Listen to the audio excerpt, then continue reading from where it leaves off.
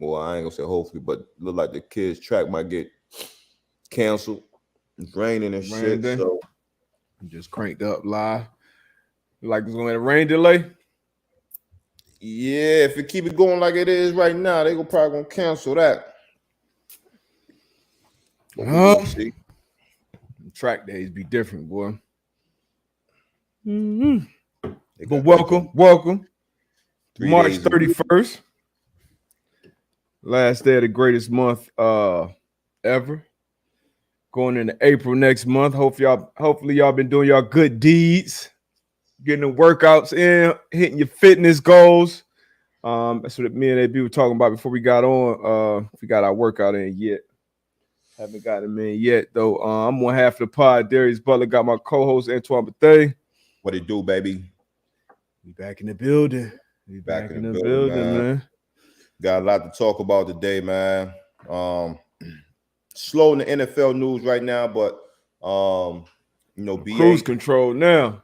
BA stepping down. Some new rules, overtime, new Rooney Rule. We're gonna talk about that. How we feel about that? Do we agree? Do we disagree? Big game coming up on Saturday. My UNC Tar Heels going against the Dukies on the women's side. We got some good games coming up. South Carolina. We got UConn. We got some good games there. Age buckets. Age buckets, of course. D-Buck's gonna talk about his new found love. The F1. We're gonna touch on that. Coming to Vegas. Yeah, man. We got a lot to talk about, man. So again, man, we appreciate y'all tapping in with us. We looking in this comment section. Put your comments there. Gonna interact with y'all today on this good Thursday. Yes, so sir. We'll be back. Yeah. Oh, yeah. Somebody just put it in the chat. Malcolm Jenkins retired after 13 seasons. And before we got on, we were talking in the group text about Lamar Jackson betting on himself. Obviously, that's your mantra. Yeah. But this ain't the time right now, but we're gonna talk about it in the show. Intro. Yeah, after this good intro. Boom, boom, boom.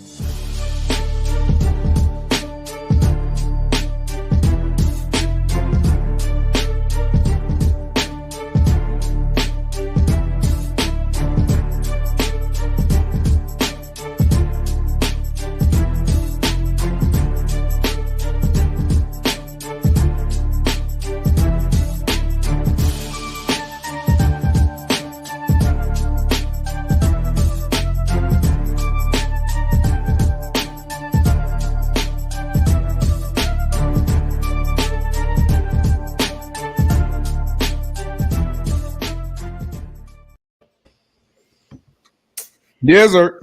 Here we are. Man, we're going to jump right into it. Bruce Arians steps down as head coach. Surprising move. I'm not sure if this move, very calculated. I love it. Very calculated move, comes out to say that, he told Tom Brady after Tom decided to come back. How do you feel about this move? He's decided to move to the front office. Todd Bowles is now the new head coach of the Tampa Bay Buccaneers. Mm-hmm. How you feel about this? I mean, definitely surprising. When it popped up on my on my Twitter timeline last night. Shout out to Peter King. He dropped this story. Surprising at this time in the game. Obviously, Brady's back. You would think any head coach that has opportunity to coach a team with Brady leading it, you're gonna sit in that seat and try to win you another chip. But at the same time, BA, as we both know, he's been in this game a long time. And when he retired the first time from AZ, Pat mentioned it this morning. I saw him on ESPN. He said like he had looked at one of his kids and 40 years had passed by. When his kids turned 40, he was like, damn, where did the time go? We know how that grind is as a coach. So he stepped down, man. Wasn't really much left for him to accomplish or prove. Won a couple championships, one with Tampa, one in Pittsburgh. And what I love most about it, though, is like you said, how calculated it was. Because being that he just stepped away now, they didn't have to go and, abide by the Rooney rules and the different laws of bringing in outside candidates. And he can control the narrative as far as the succession plan and who's taking over. He passed it down to Todd Bowles. So I love it, man. Todd Bowles getting another opportunity in this league to be a head coach, and with a great team, at least for this year, with Brady still there. So I'm excited about it, man. Excited for BA in his next chapter. And also excited about Todd Bowles getting another opportunity. And hopefully we'll see Leftwich get his own team probably next year as well. But I'm excited, man. I like it. What about you? Yeah, man. I'm when you talk about the succession, man, and he came out with a statement, and he said it's always been huge for him, with the organization probably in the best shape that it's been in history. With Tom Brady coming back, he'd rather see Todd in a position to be successful and not have to take over a crappy job. I'm pretty sure he said another word. I'm probably retiring next year anyway in February, so I control the narrative right now. I don't control the next February because if Brady gets hurt, it's 10-7. It's an open interview for a job. Got 31 other coaches and families depending on him, and his wife is big on that, not letting those families down. So I think that's a real statement. You always talk about and you always hear about in the league how a lot of the players and how BA is well respected around the league, and this just goes to show you why. And to your point, man, I think Todd Bowles was a great candidate. He should have been in this coaching cycle. Thought he should have got a job, just like you said. I think Byron Leftwich should have well. The last coaching cycle, Bowles, he pitched. Remember what they did to the Chiefs? Obviously, the O-line was banged up, but that was, a masterclass in that season. Go through the playoffs and they really carried that Bucs team to that Super Bowl championship. Brady had a good Super Bowl game, but that defense carried him through that playoff run. So Bowles, I felt, should have got a job then. But you know how it goes. Yeah. So again, before I was really interrupted, but I definitely think Todd Bowles will be in a great position right now, like BA said, with Tom Brady coming back. And again, B Leftwich, he's gonna get his shot. But I just think the way Bruce Arians left this team, man, salute to him on how he did it. And that's how it's supposed to be done, man. He did it the right way. Way. I don't consider it stepping down. So you stepping up. Now you went to the front office, being able to make some more important decisions to keep that team going in the right direction, man. Shout out to BA, man.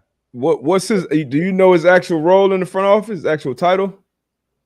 I don't. I don't. What do you? Because I don't know how heavily involved do you see BA being? I see think BA. I think it'd be like a senior, like a consultant type situation. You know what I'm saying?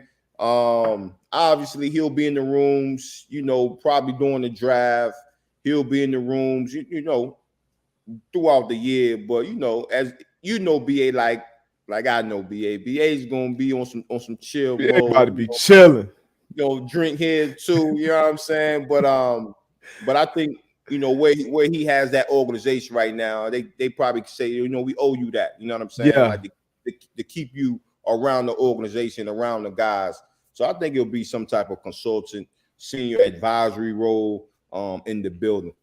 Yeah, BA, I think he's gonna be chilling, and like as he should at this point in the game and where he's at with life. But yeah, I don't think he's gonna be putting in too many crazy hours in their front office. But glad to see him do that. And his actions, people talk about it a lot. There you go. But his actual actions, backed up what people have been talking about, having one of the most diverse staff. Giving Black coaches the opportunity, because now minority and diversity and all these different words get thrown around. When the initial issues became Black, coaches not get the same opportunities as their counterparts, and he made sure that he took the actions to help that. So he left the coaching profession definitely better than he found it. Giving Byron Leftwich the opportunity at OC, and even as a head coach, you heard a lot of reports him being an offensive guy and guy that called plays for a long time. Like he let Leftwich do his thing on the offensive side of the ball, which is easy when you got a guy like Brady too. But he let Leftwich do his thing, so I loved it, man. He had 3 black coordinators when he won that Super Bowl. Had a young lady in the front office. So shout out to BA, man. Glad to bottle crown on me next time I see you, BA. Nah, man, I love to see it. I love to see it. And like you say, and it's most diverse staff in the NFL. It's been like that for a while. So again, man, shout out to BA, shout out to his family, shout out Todd Bowles, B. Leftwich. We're gonna see what the Bucks do, man. We'll see what type of run they have this year. Now, would you have? I know Bowles. I think him and Bowles are like tight, and they've been tight for a minute. But if you were passing down that head coaching position, if you were in BA's shoes, would you have went the same way with Todd Bowles, or you went with Leftwich, the offensive guy? So again, right? I'm pretty sure they had this discussion. I think that's just the type of relationship that they have. I think they went the right way, right? So, and I would say this: Todd Bowles obviously having prior head coaching experience. So again, being able to come in and even still be Leftwich having somebody that he could learn from. You know what I'm saying? Again, I feel as though B. Leftwich is ready to lead a team as a head coach, but I do think that they went the right way with Todd Bowles. B. Leftwich again, is going to call the plays on the offensive side of the ball, and as we just kind of mentioned, hopefully next year, that coaching carousel, B. Leftwich will be able to get that nod, and he'll have a head coaching job of his own. But I think they went the right way.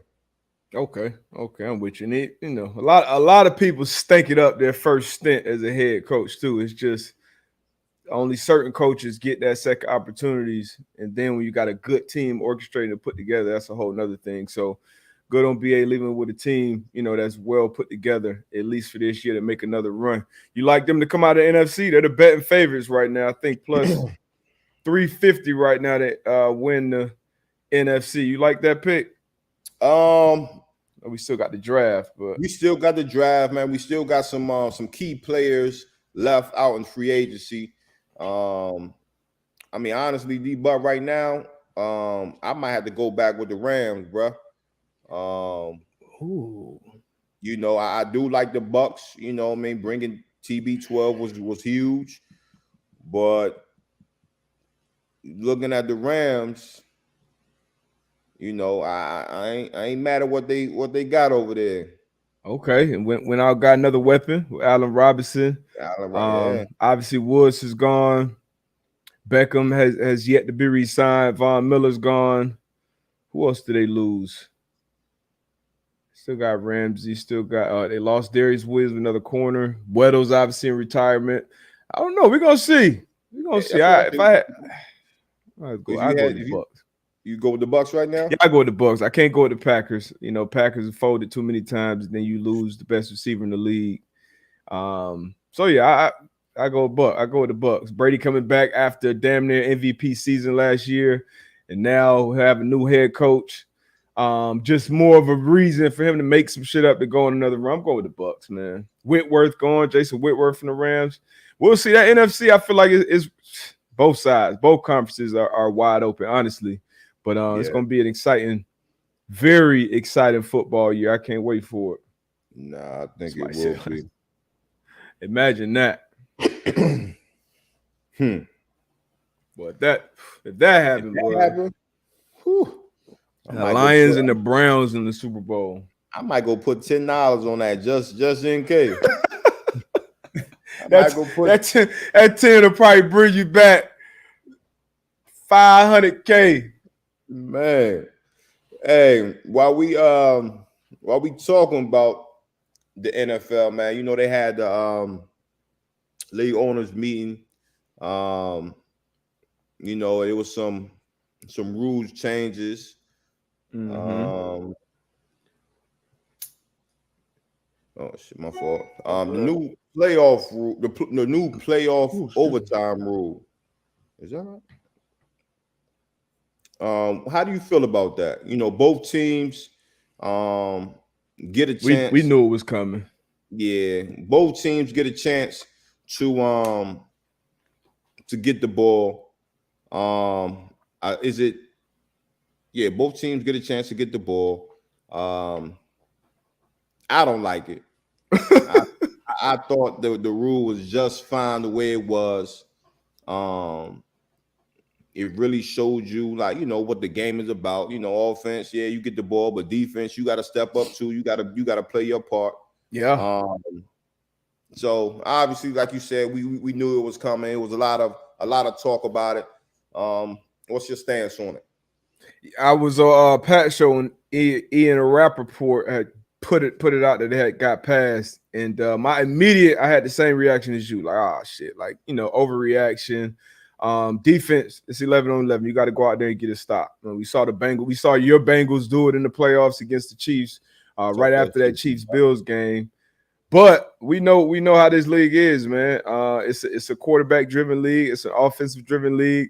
And when Josh Allen didn't get that ball back and didn't get an opportunity to answer Mahomes' touchdown, we all knew the change was coming. Because Josh Allen probably had the best postseason as a quarterback. You know, obviously he didn't go and win the whole thing, but he was damn near flawless throughout the postseason. So that's what they want to see. That's what the fans want to see. And honestly, as a fan of the game, I don't feel like I'm gonna be mad at it. You know, as a competitor, as a defensive player, all that shit, yeah, I feel some type of way about it. But as somebody that's just gonna be home with a brew in my hand and with the controller in my hand, yeah, I want to see Josh Allen get in. I want to see if Herbert and Burrow in the playoffs. I want to see both quarterbacks touch the ball. So I thought the rules were just fine as they were, but I can see myself becoming a fan of these rules as well.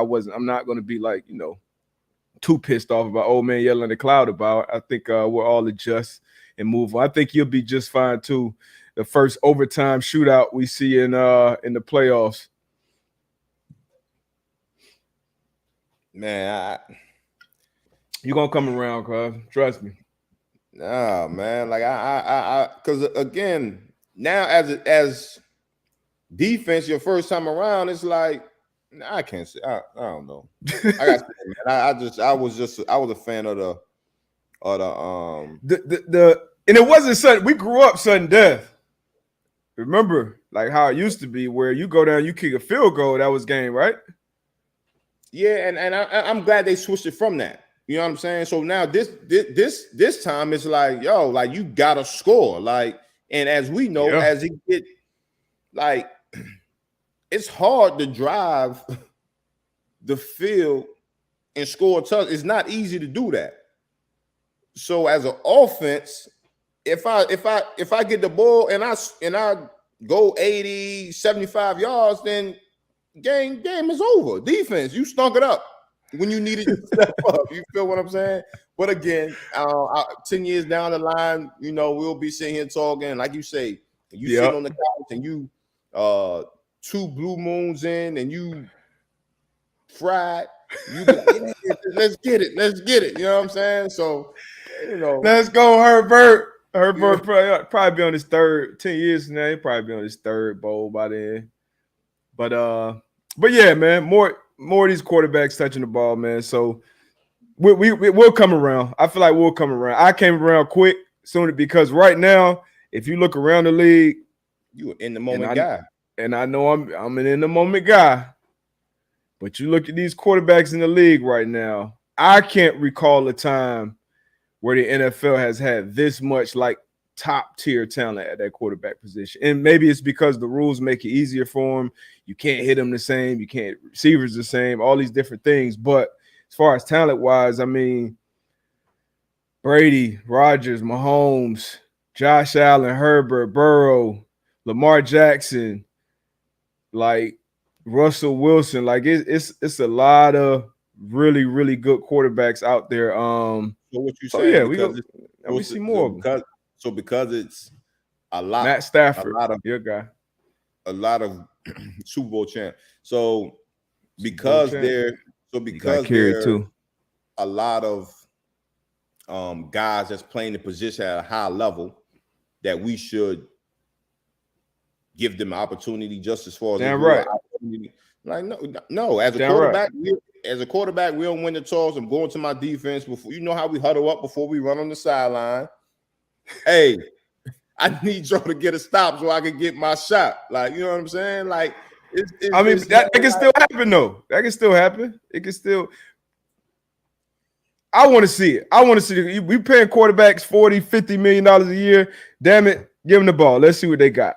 I mean, let's just be real. You had 4 quarters to do that. And now we got bonus time. But in the playoffs, and you see they only did this in the playoffs. So when the money, when everybody's going to be locked in, the stakes are at the highest, nobody wants to go back and say, and we're both competitive. We both know how it is on that field. And that everybody got it. It's not just a quarterback. It's not Josh Allen versus Patrick Mahomes. It's the Chiefs versus the Bills. You got to get a stop. Yeah, you be listening. You be listening. I get that part, AB. I'm with you 100%. But as we ain't football players no more, bro. You're not a safety anymore. I'm not a corner anymore. Now we are consumers of the product. But entertain me, please. I like the product like it was before. You know what I'm saying? Me too. Sure, we all did. Exactly. So where I'm standing at is like, yo, like that product was good. Like you got 4 quarters. Like you got 4 quarters to win the game. That's a good point right there. Damn, Nakiba. You know what I'm saying? Like, hey man, it is what it is, man. You the consumer now. You know, money talks. You know, money talks. And if you paying guys, we got 6 quarterbacks now making over 40. And then when Lamar Jackson signs his deal, that'd be 7. So, yeah, guys, all that money going to the quarterbacks, we're going to see those guys touch the ball. Everybody's going to get a chance now, whether we like it or not. So, I'm going to choose to like it. Now, as you as a head coach, when you go out there for the coin toss and you win it, do you defer or do you still take that ball back? Do you kick the ball off or you take it first and try to go score? What's your mindset? It depends on the situation on the floor of the game. Like I'm a big you know, as far as like the floor of the game. Like, yeah, I can sit here now and say, yo, I would defer. But if I'm playing the game and our offense just went down and scored to tie the game up, give me the ball. You know, our offense. You want it right back. You know what I'm saying? Let's get right back on the field. You know what I'm saying? Their defense probably in their head. So it just depends on the floor of the game. So I'm not gonna sit here and say like this is my method. I would do this, I would do that. It's all about how that floor of the game is going in that particular time. Makes sense. A great answer from a great coach. Well, you just mentioned Lamar Jackson. We're gonna come back to that. We're gonna come back to that Rooney Rule. Because I definitely want to get your opinion on that Rooney Rule. But Lamar Jackson and his contract situation right now. You mentioned it, you know, before we put the intro up. You know, I'm a huge bet on yourself guy. Huge. You know, at all times, 100%. 8 times, 8 days out the week, bet on yourself. You feel me? But you saying in this situation, Lamar Jackson should not do that. Explain to the people why. It's football, man. It's a very obviously any one play and the type of brand of football that he plays is too risky for him to go out there and bet on himself at this point. Deshaun just went out and changed the game. Deshaun Watson just went out and changed the game and broke the record for guaranteed money by what, 80 million, 230 fully guaranteed. This is the time you negotiate your deal and you get something close to that before you take another snap. Like, you know, we saw what happened with Dak, but obviously Dak got hurt and he still got paid. But if Lamar gets that injury, he doesn't get paid like that, like Dak does.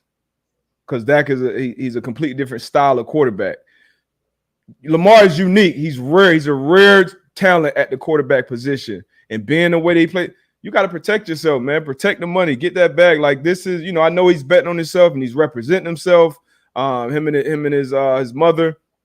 And I respect that. And being that he held out and didn't sign the deal right after the season or during last season, he made himself a whole lot of money with how this Deshaun situation played out. But now is the time. You don't go out and play this deal. You don't go and get franchised. Like, nah, not at that position. Don't play it like Kirk Cousins. Go out and get your 200 plus, fully guaranteed, and then go from there. And from what we're hearing, you know, their owners pissed off about what's going. I'm sure all the owners are pissed off with how the situation went down with Cleveland, getting that 230 guarantee, because that changed the landscape. But if Lamar don't come out and do something similar, you know, Deshaun may be an outlier in that regard. So right now, got an MVP under your belt, one of the highest winning percentages ever to start your career at the quarterback position. Get your money right now. Secure that long-term bag before you take another snap on that field. That's my opinion. He's going the AB route. Hey, that, you know, he got to make his own decision, but that's my opinion. If I was representing him.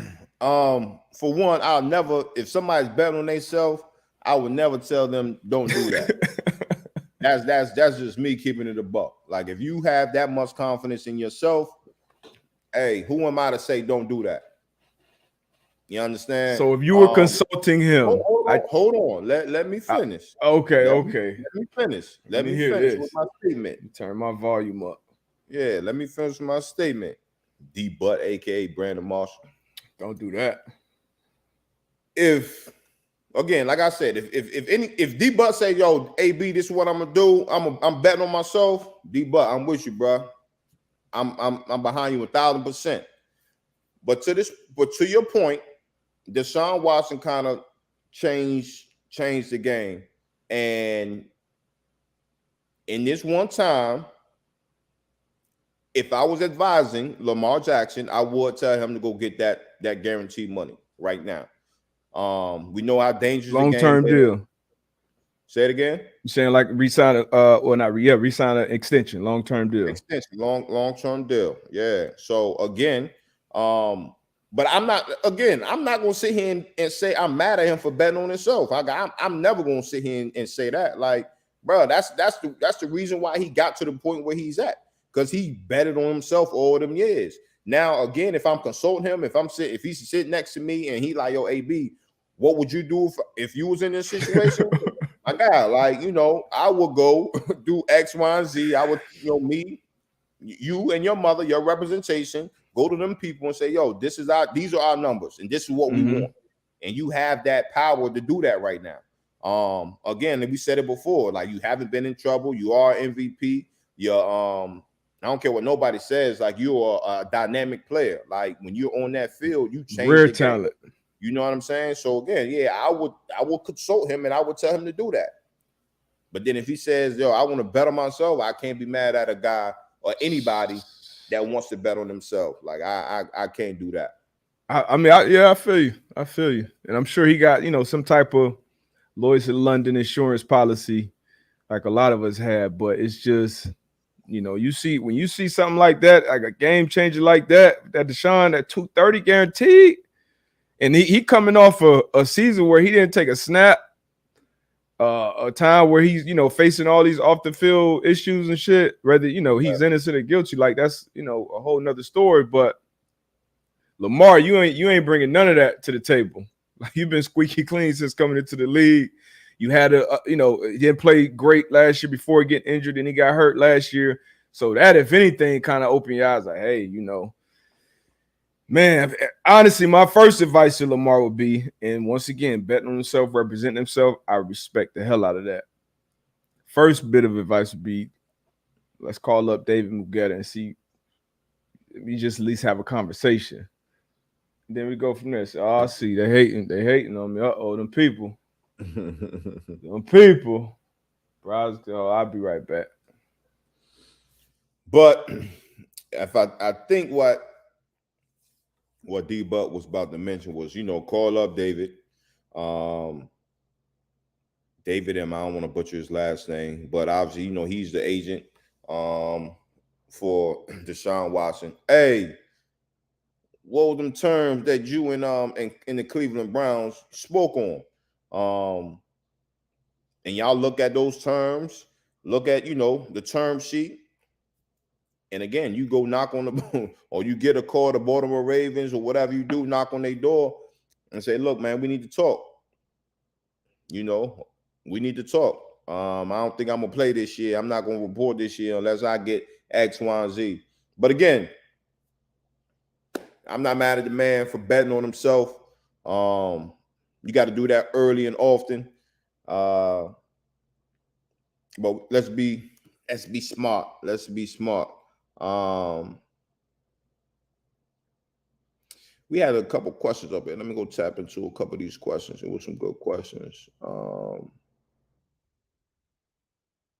Definitely gonna get on that Earthsay talk. Lawrence Owen, as a player, does your style of play like Lamar affect your decision on betting yourself due to injury chances?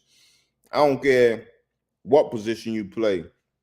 Least likely to probably get injured is kicker, punter, but you see they get injured as well. So playing this game, your chances to get injured is high. It's above you're going to get injured some point in your career. You play this game, you're going to get injured. So again, regardless of your style of play, if you're in the league, if you have a chance or opportunity to extend your contract, you're in free agency to sign another contract, you gotta go get that guaranteed money while you can.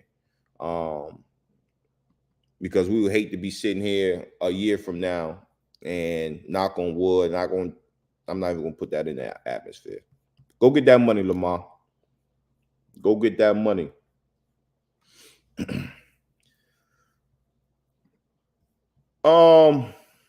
Also, man, we talked about early in the intro, man.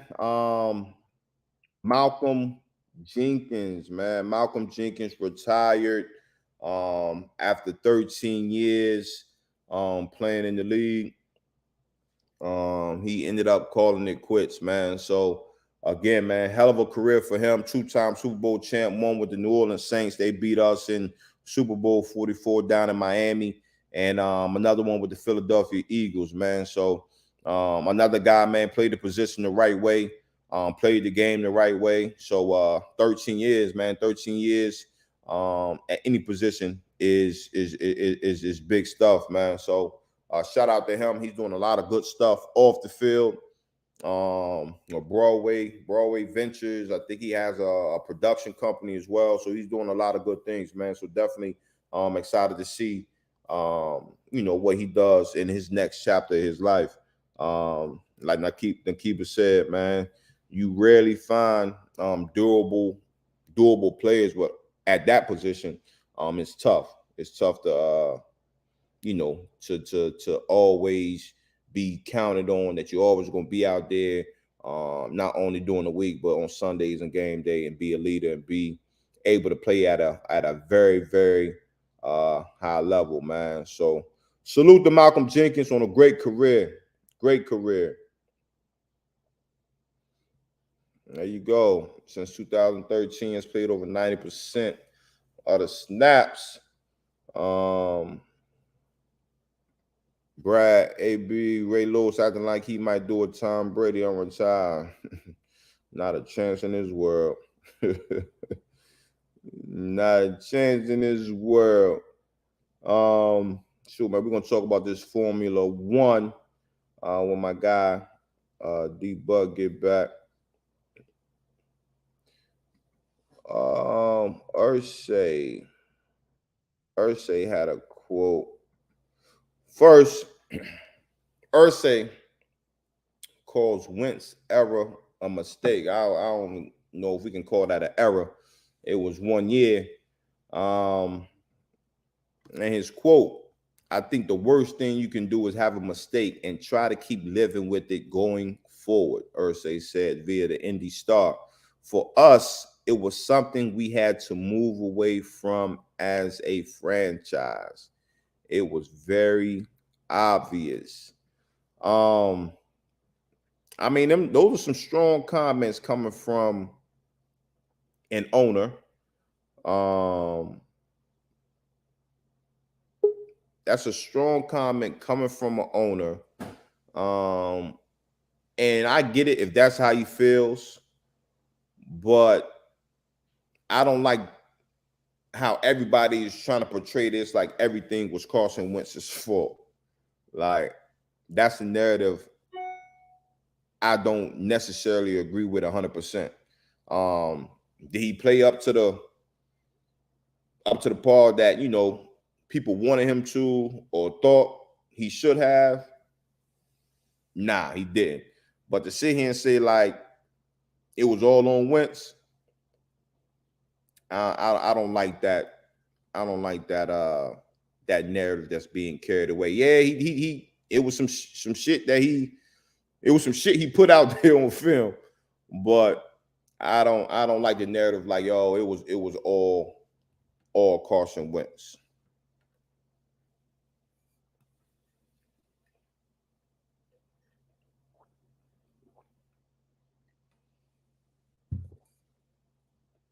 I can't hear you, brother.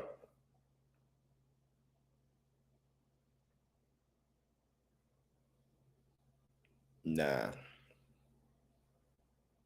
So what y'all think? What y'all think, man? Was Irsay? Does he? I mean, obviously he has a right, but do y'all think that was a good move by him, making those statements about Carson Wentz?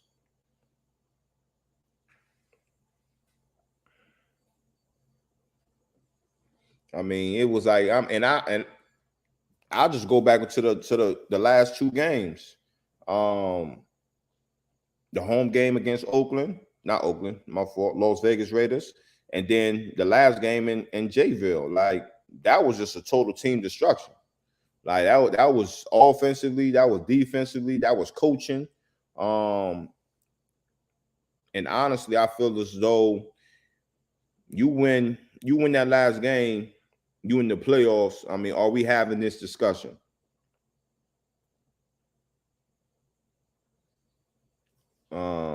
But again, like, I just don't like him just putting everything on one player. Yeah, he should have played better. Yeah, it was some games that didn't look so good. He didn't look like he was a player that should have been getting this amount of money. But shit, it's 11 guys on the field at one time, and you have, you know, coaches and stuff on the sideline as well. So we good. But he's standing on, and I respect that. He's standing on what he's standing on. Yeah, you good. Yeah, y'all talking about the Irsay shit, but we know what this is about. I told y'all what this is about. It's definitely about his reckless play. But like you said, it was far and away not just on Carson. Didn't play the game how you wanted to be played at the quarterback position. Once you went down there and lost to Jacksonville, the game before that you were at, that you talked about, that Raiders game, like, that was a collapse from the top down. So you can't put it just on the quarterback. And how Irsay is going about it, I feel like he's still, you can tell he's still pissed off from the whole situation. But Carson not getting that jab, that put the nail in his coffin. Because you don't move on from the quarterback that quick without a plan B in place, without some other shit that really chapped your ass. So obviously, what Irsay was bothered by that, he's going about it, the wrong way, I say. But as an owner, shit, when you're sitting in that chair, you can go about it however you see fit. So we'll see how it all unfolds. We'll see how Carson does in Washington with the Commanders. But yeah, you know. Hey, you can act oblivious to it if you want to, but Irsay was asked about that late in the season, and he still spoke on it. But that's the whole all-in thing, man.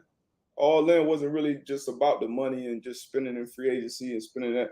It's like, hey, are my guys all in? Are they willing to do whatever for the team, especially at that quarterback, at that position? However you feel about it, that's what it is. But that's the truth. Told y'all this a long time ago, but y'all don't listen to me. Yeah, I don't know. I mean, if I gotta get a jab for me to show you that I'm all in, Yeah, I mean, you see what they been saying about Kyrie all year. But that's like what y'all like the media. That's the media. But like if you in that locker room and a guy don't like KD said, like yo, like that's that man's decision. I'm still gonna rock with him regardless. You know what I'm saying? That's the outside world saying that, oh, he's not all in or whatever. Like again, it's the owner who's, you know what I mean, writing the checks that has this perception. But at the end of the day, we in the locker room, we sitting down, like that's your choice. Like, you know what I mean? If you don't want to get that, you don't want to get that. That's how we feel, for sure. But when it comes to them coaches, front office, and the coaches, they were split on it too. But our coaches don't really have. Yeah, we ain't. Yeah, they don't have much say so. Like it's what's whatever passed down shit. All right, cool. And so yeah, but we'll see how it goes. Yeah. Let's go back to this. Another one of the rules that they voted on. This new Rooney Rule, man. I know one of our former guests. He always does a great job touching on these comments. Jim Trotter, he spoke on this and just how some coaches, some execs, they feel a certain type of way about this Rooney Rule, where NFL says all teams must add a minority offensive coach, and expands the Rooney Rule to include women, which I think is good. But then also onto that Rooney Rule, they made a committee, and I think on that committee it's a committee of 6 or 7, I believe, and I think on that committee is 5 I think it's 5 black people. But then to that point, a lot of people in the league, and this is coming from not word for word, but what Jim Trotter was stating was that a lot of people in the league is just kind of looking at it as like this is just a cover up again from the NFL, where they're saying like, well, look, we're putting 5 people on this executive committee. It means that we really do care about the topic. And he kind of said it in the best way, where like, when you call somebody racist and they're like, well, hold on, my friend is black, so that means that I can't be racist. You know what I mean? So again, the NFL making changes, but do you feel as though these these coming from the heart, or is this something that they're trying to paint over and say, hey, look, this is what we're doing. We're implementing these type of rules to bring, women, more diversity into the building. How you feel about that, D-Bob? I mean, they're trying and writing and this is, but we're decades into the Rooney Rule, the original Rooney Rule being in place, and they've already had to make changes and adjustments to actually make an impact on the hiring cycles in the NFL. But once again, you go back to their ownership. That's where the real decisions are being made, and whoever they decide to put as the face, as the leader of their organizations, that's kind of what it's going to be. So they are trying to do the right thing, or at least make it look that way. But I do have a slight pause when you start to, add different things, because the first Rooney Rule didn't work, which was to get black coaches in better positions to climb up that ladder, right? We weren't getting a fair opportunity. It was evident. And now it's not only that you have to but interview a black coach. Now it just has to be someone that's a minority, or that classifies as a minority, or a woman. Let me actually read it. So added women to the language of the Rooney Rule at all levels. It will now read that women and or people of color can satisfy the requirement to interview 2 external minority candidates for top positions, including head coach. Women are not required to be interviewed, but they are now included to be in the fulfillment process. So it's possible that a team can interview 2 white women for it. It's possible that a team could interview 2 white women for an open head coach position to satisfy the Rooney Rule. So, I mean, it looked good on paper, and it rubs me the wrong way. But until we have diverse ownership, I don't think any real change is gonna happen. It's gonna be us being upset about it, talking about it. But as long as everybody's still tuning in, as long as everybody's watching, as long as ratings are always through the roof, they'll continue to pacify us with, these moves and measures on paper to make it look good, like it's some type of progress being made. But when we actually open our eyes and look at the ranks, we don't see that change. But that's kind of where I'm at with it. Yeah. Brad got a question for you. I don't know if you want to touch on it or not, but can a female become a good coach? I know it's highly frowned on in the locker room. I'm not gonna put Jonathan Cook. I don't know if it's frowned on in the locker room. Yeah, I don't think it's frowned on. Jonathan Cook says no. And then he says that Jonathan Cook said if you have zero experience, you can't be a coach. I don't believe in that. Zero experience.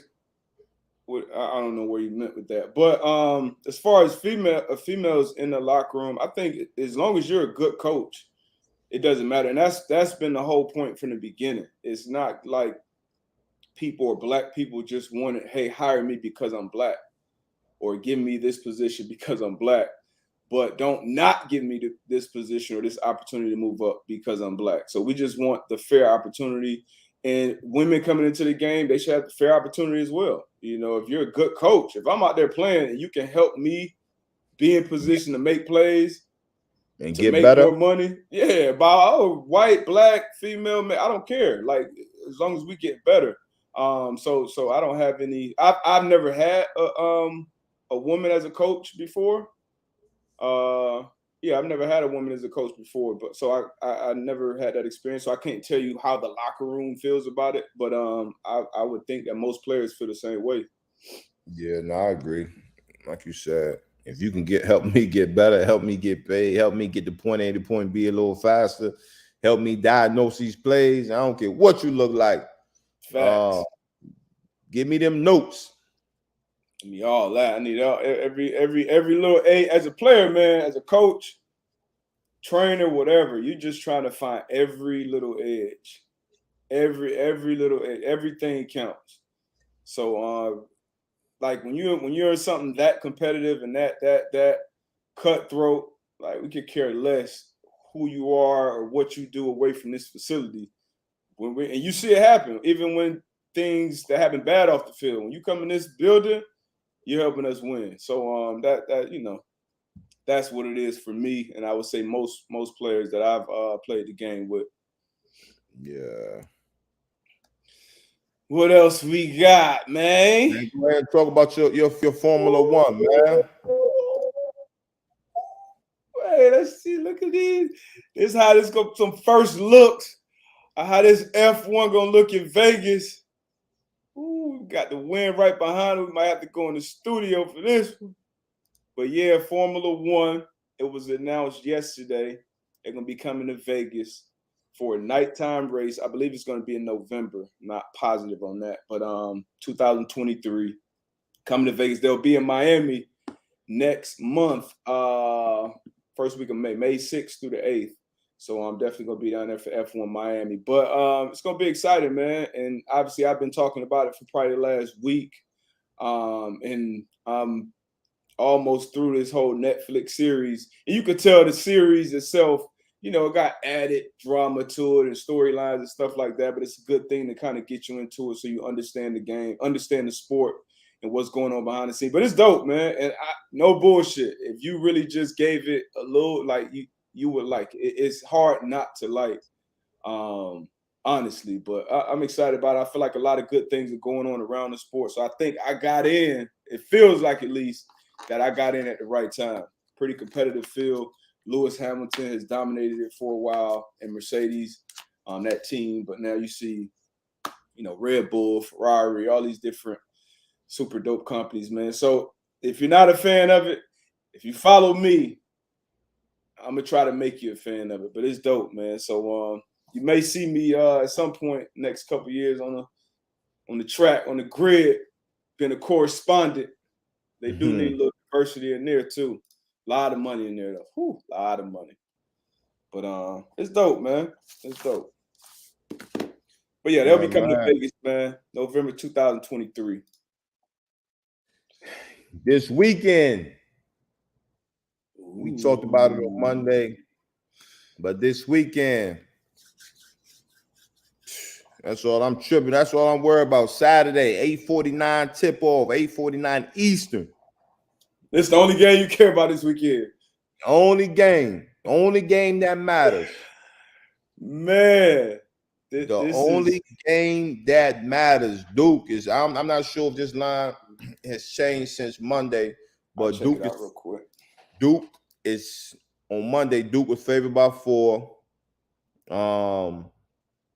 Only time it's crazy how many times these teams have gone against each other. This is the first time in tournament play Duke and UNC has played. I was watching earlier. They had Jay Will and Vince Carter, and they had Jay Will do his top 5, and they had Vince Carter do his top 5 all time from Duke and UNC, and they had a boy Kendrick Perkins on there. That boy Kendrick Perkins come up there and said the University of Duke. See, Perk ain't go to college, man. Perk don't care about nothing. He said that.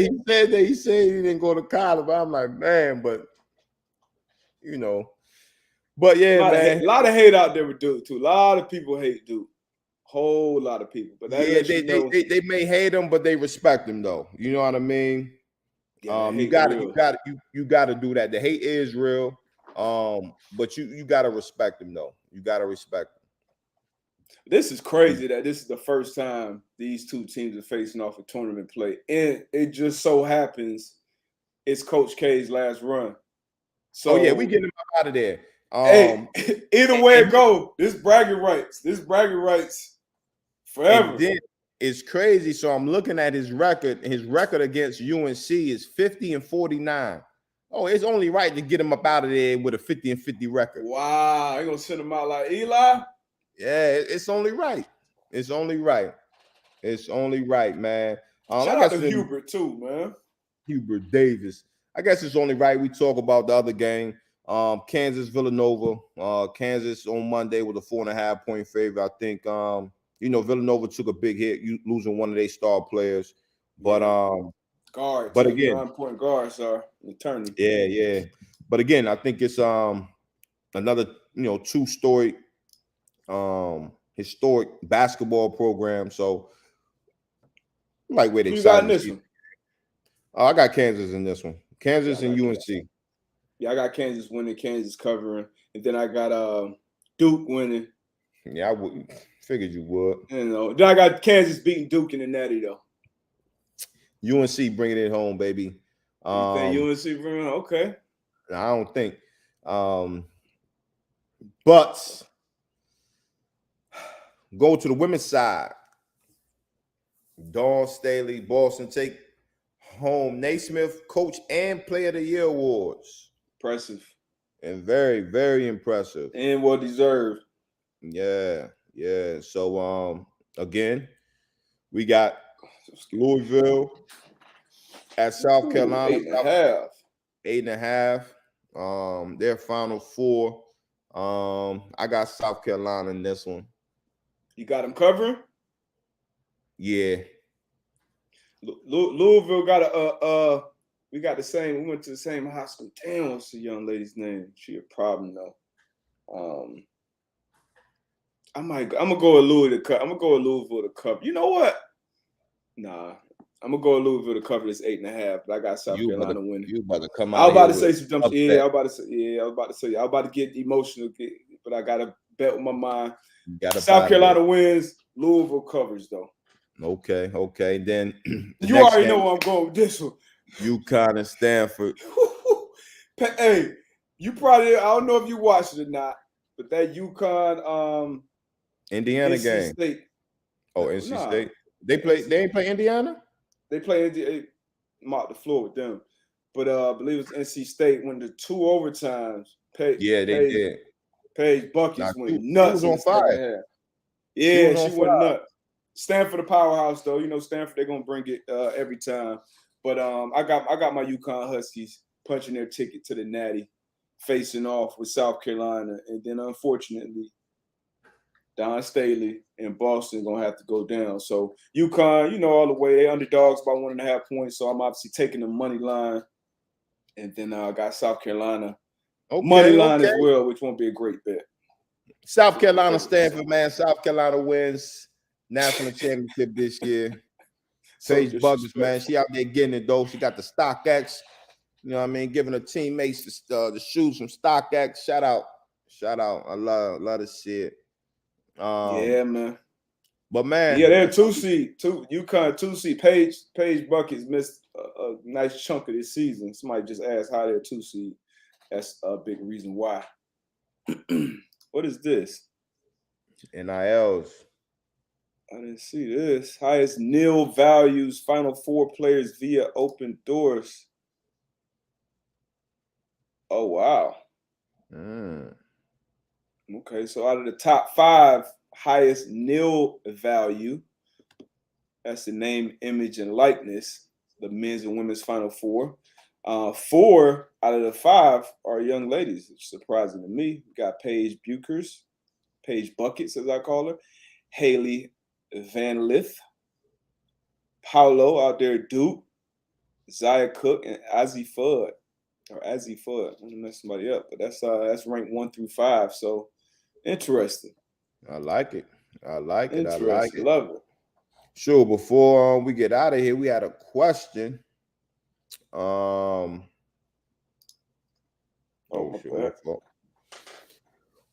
What sports true story should get a movie adaptation? What true story from sports that we haven't? I mean, the easy one would be Brady's story. I think LeBron's story would be real too, though. Yeah, those are probably 2 easy ones, but yeah. LeBron, Brady. You know what would be a one? It'll be a touchy subject though, but it will be. I feel it will be a crazy one.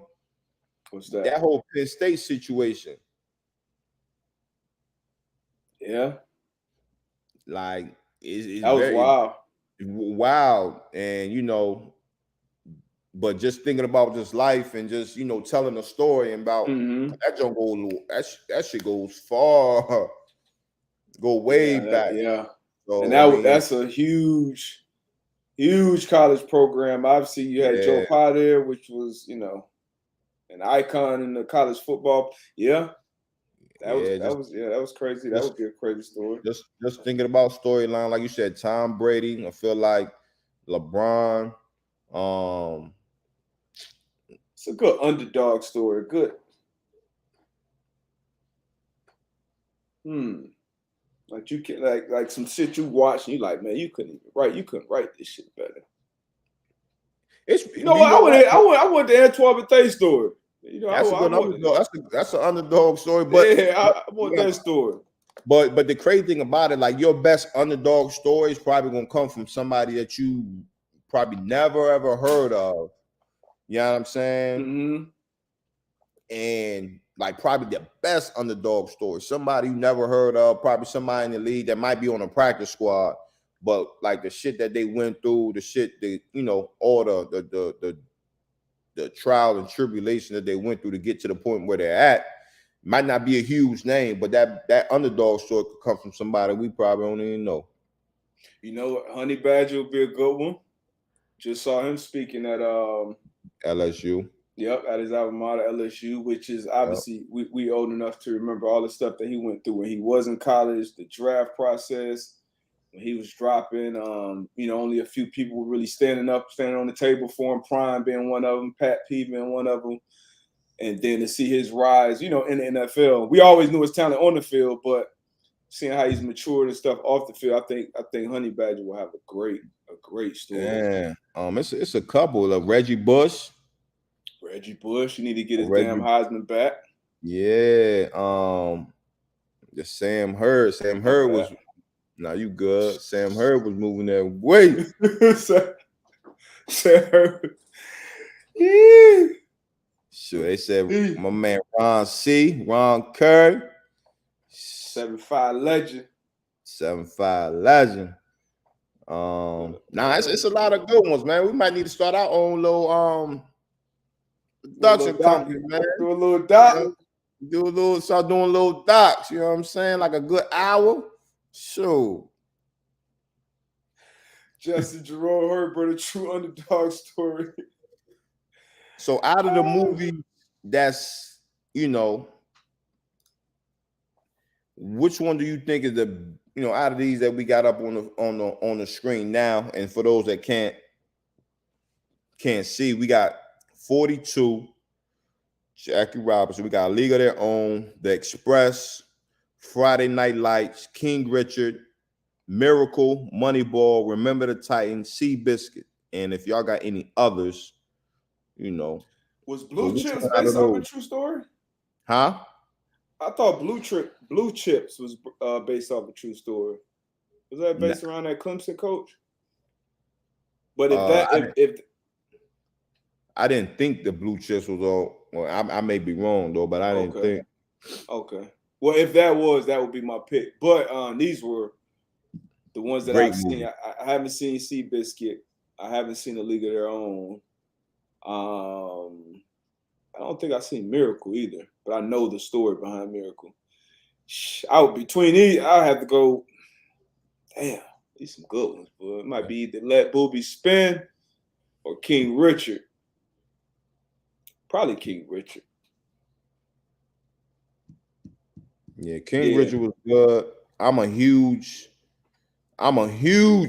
fan of Remember the Titans. That was amazing.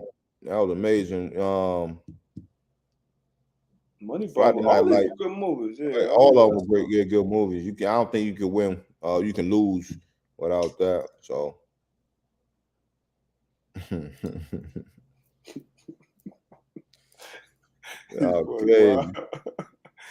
But yeah, man, these be some good. Somebody said Pat McAfee. Pat McAfee would be a hell of a story. A hell of a story. Yeah, we got to start this And before we get out of here, sure, Pat P. Mac, man, he this weekend, right? Tomorrow might be tomorrow, but WrestleMania, man.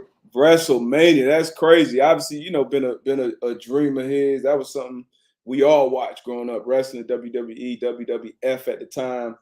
But dope to see once again somebody, living out their dreams in real time, really. And it's somebody we both know personally. We've seen him go and change the game in the media space, but then see him cross over, getting back in that ring on WrestleMania. That's gonna be super dope to see him out in Dallas. So question for you. What's happening? Obviously, I think they know who's going to come out victorious. Is I got Pat going to come out victorious in WrestleMania. Ooh. So right now, what is he? 0-1? Lost to Adam Cole, who absolutely stinks as a person. I'm gonna say he's gonna win. Man. He an announcer / WWE superstar. Let's say Pat get his first dub over Austin Theory. There you go. I'm gonna say win. What you think? I'm with you, Pat Mac, man. He get his first dub in the ring on WrestleMania. That's crazy. Yeah, man. Is the story better if he goes 0-2? That's what I'm saying. Like, what's the better storyline? You know what I'm saying? But it's a lot of shit talking that Pat McAfee can do if he get this dub. Facts. What was the best wrestling storyline growing up for you, or one of the best moments? It's hard for me to remember. Man, I don't know. I would start off with like fully invested, Sting. Though. Like Sting was like. Mm-hmm. I think Sting's still wrestling. Not even that. I would say the Ultimate Warrior.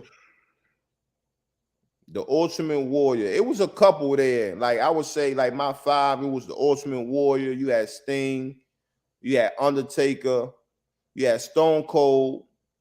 I used to like and I like Kane. And like yeah. Thinking they was brothers. Like, yeah. You know what I'm saying? So Yeah, that's I what I like was. that. And Kane had that fire on the intro too. Yeah, When he hit that fire, but yeah, The Rock, Stone Cold, those top two easily. But what was the group with Triple H? Didn't they start the yeah. What was that? NWA, NWO, New World, was it New World? Nah, that wasn't. That one there. That was. DX? I think that was Hulk Hogan and them. Yeah, it might have been DX, something like that. But that whole little era right there, that Mankind, Rikishi, Big Show, the Hardy Boys. You know what I mean? That was like the golden era for me. Yeah, that was a good time. That's right when I fully started. invested. Fully invested. Yeah, that was. What grade was it when you were probably still watching that junk, like 12th grade? 12th grade, boy, D-Buck got the VCR, got the Jones set. When did I stop? It might have been probably like 9th, 10th grade, because we didn't have like cable, so I really only watched SmackDown like that. I know in middle school was for sure the golden years, but I remember I used to come to school on like Tuesdays and kind of piece together what happened on Raw.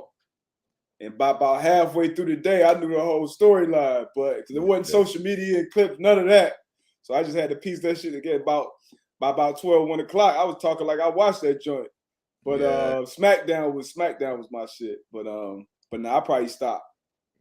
It might have been like 9th grade. Whenever The Rock, probably about 9th grade. Yeah, probably about. You was doing the whole joke. If you could smell. Finally, I could never do the people's eyebrow. I used to try. I could never do the people's eyebrow. But everybody used to do the. Hey man, so what? It doesn't matter what. Man, we in the locker room. In the hallway. Stone cold stunning people. I'm talking, man, boy, we some wild boys. Pedigree. I almost took little bro out with Pedigree. trying to DDT folks, about to break somebody's neck. Fat. Man. Good time.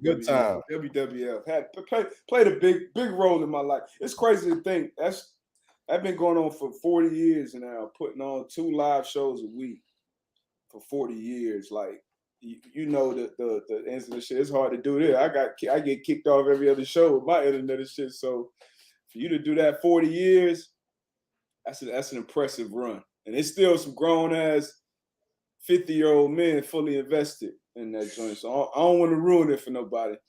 Man. But I actually saw behind the scenes too with Pat's first fight and how everything goes, and a lot of respect for that. Like, those are real athletes out there. You can say what you want about, it's this or it's that, but them bumps, those hits, them flips, that shit real. Definitely was trying to do that people's eyebrow for sure.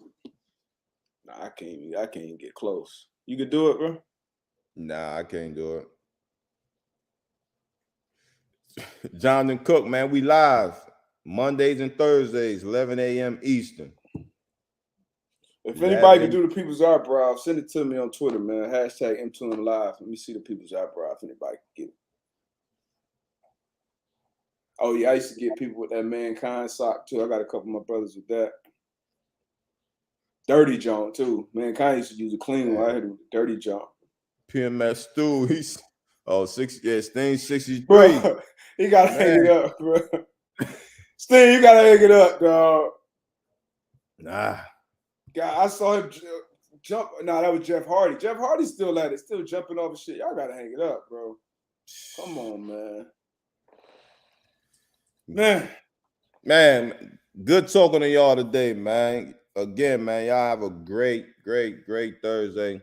Do a good deed today. Get you 30 minutes of workout, a little cardio, move around a little bit, get your heart rate up. Yeah. Stretch, all that good stuff, man. Oh, yeah. Speaking of, hold on. I've been hitting the courts, man. Hold on, man. I ain't got my buckets in here, but I do got this. Hold on, because how old are you, bro? 37. Might be 38 this year. Oh, you can still dunk? Nah. Man, I can't really. 36, first dunk on record. Let me flip.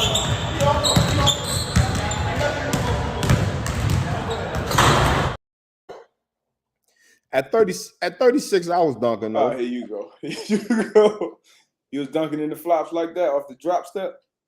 36, not off the drop step, but 36, I was dunking. I'll get you a video of me dunking. Yeah, I got to see. 36, first dunk on record.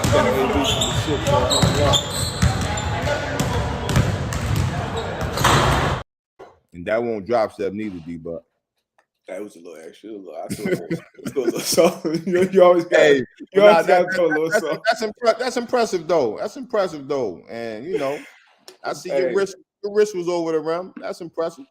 I'm blessed, man. Fortunate.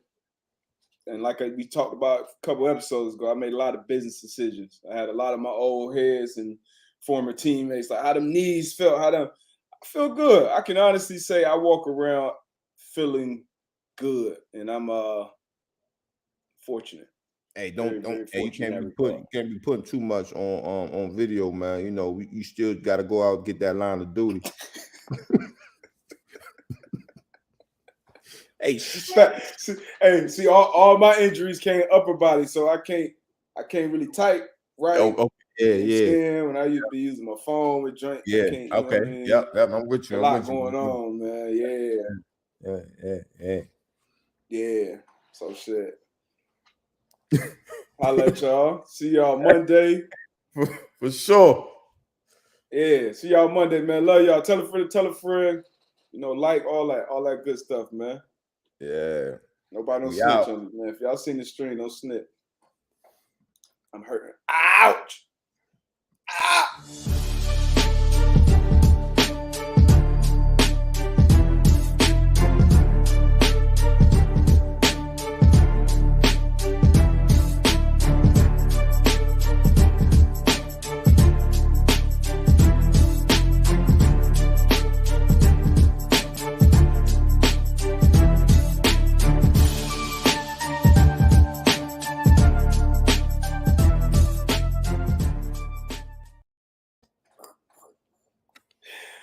Yo, I just said a real estate picture had me looking like I was 53 though.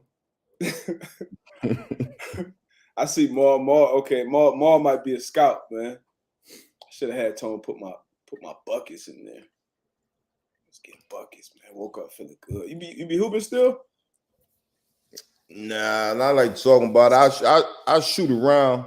Little gym I go into every now and then. So they'll be in there shooting around. We play horse. You know, I get my dribble on, my handle's still there. I just don't run up and down the court. I just don't trust other people. Yeah, I had some bad experience, man, with other people, man. So I try to stay out the way. Little mama and little man, they getting trained up now, man. So, you know, I just keep the jumper wet. So when little mama and little man try to call me out, I'll be ready. Hey, you always got to be ready for a good horse pig game at all times. But yeah, that ain't nothing like that cardio, man. No, yeah, you're right. Yeah. You gotta let some people know early. Hey, nobody getting paid for this, bro. Chill your ass out. Don't nobody hit the floor. Nobody go to the ground. Like, man, hey, gotta let them know. So I feel you on that. Had some experiences, boy. Feel you on that. Trust me. But we out, man. See y'all Monday. Yes, sir.